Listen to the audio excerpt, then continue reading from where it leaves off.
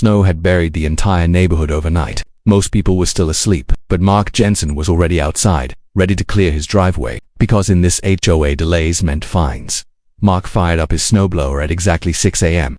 The engine roared through the silence. He moved efficiently, clearing thick snow. Just another winter morning, or so he thought. Then came Karen Whitmore, HOA president, and already furious, she marched straight toward him, pointing aggressively. "You can't use that this early," she snapped. Mark shut off the machine slowly. He looked confused. There was no such rule. Or was there? Minutes later, a police car pulled up. Karen had called them. The neighbors started watching. The officer listened patiently. Mark explained everything. Karen kept interrupting, but something wasn't adding up. Mark pulled out the HOA handbook. He had read it. There was no nitrogen monoxide rule about snowblowers at 6 a.m.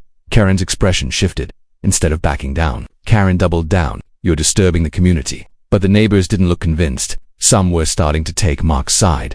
That's when Mark remembered something important, something buried deep in the HOA documents. A clause most people ignored, but not him. The road everyone used. It wasn't fully HOA owned. It crossed Mark's private easement, and suddenly, everything changed. Mark folded the document slowly, then looked Karen straight in the eye. "You might want to read this." Her confidence began to crack. Karen scanned the page quickly, then again, slower. Her face tightened. This wasn't going how she expected.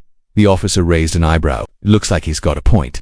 Karen opened her mouth, but nothing came out. For once, she was speechless.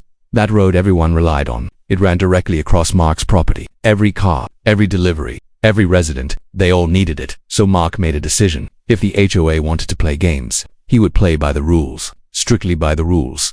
Within minutes, a sign went up. Clear, legal, undeniable. The easement was revoked, and the clock started ticking. At first, people didn't notice. Then the line of cars grew. No one could get out, or in confusion turned into frustration. Frustration turned into anger, and all eyes turned toward the HOA. Karen tried to take control, but this time, no one was listening. Voices rose. Questions came fast. Mark didn't say a word. He just watched.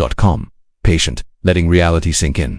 Finally, she came back, not yelling this time, but not friendly either. She needed something. "What do you want?" she asked. Mark didn't hesitate. "Respect the rules." Her jaw tightened. Just hours ago, she had called the police on him, over nothing. Now she needed his help. "You created this," Mark said quietly, "and I can fix it."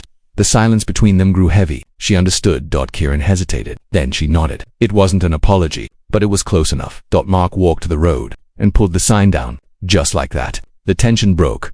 Engines started. Cars moved forward. People waved as they passed. Freedom restored. One neighbor gave a thumbs up. Another smiled. Word was spreading fast. Mark had just changed everything. Karen stood still, watching control slip through her fingers. For the first time, she looked unsure. Not restarted his right there. The same time, same place, and no one stopped him.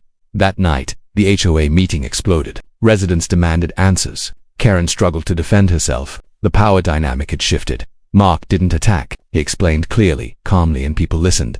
Rules were reviewed. Changes were made. Fairness replaced control, and things began to improve. Karen approached him one last time. No yelling, no threats. Just a handshake. It wasn't friendship, but it was respect, and that was enough. The neighborhood changed after that. Things felt lighter, fair, balanced. Mark never wanted control, just fairness. And sometimes, that's the real win. Because in the end, it wasn't about the it was about standing your ground. It wasn't about the it was about standing your ground.